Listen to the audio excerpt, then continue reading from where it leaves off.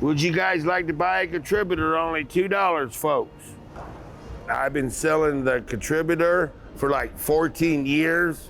Downtown was getting tired of most of the homeless sitting around, so they thought, let's make a street paper and give the homeless a little job of their own, like a little business.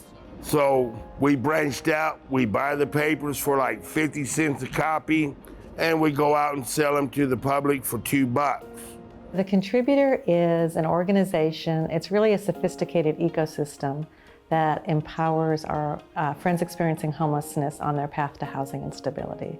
So we provide them income opportunities, housing, resources, and most of all, a community. Thank you.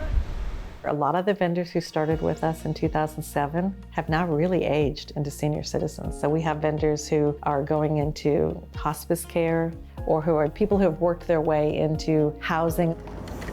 Michael had been unhoused since 2003, but with help from the Contributor, he'd worked his way into Section 8 housing, where he stayed for the better part of 2 years. I got a full-time job. I was working 5 days a week, so I wasn't home all the time, besides at night. I'm not the type that socializes. When I get home, I want to be left alone. Calm down, cool, relax. Unfortunately, people took advantage of Michael.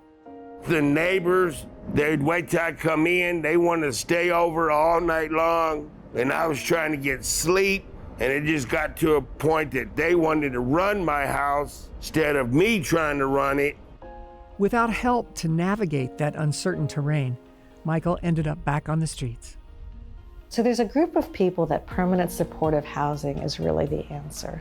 What it is you have someone in-house, they're a social worker usually, they can start seeing problems happening. You know, even if you have no moral compunction about any of this, economically, it makes sense to keep people from becoming homeless. Because once you're homeless for 10 years, the amount of money that has to go into permanent supportive housing and things like that is huge. But that's the price we're gonna have to pay right now to get us back in line. We have so many people falling into homelessness.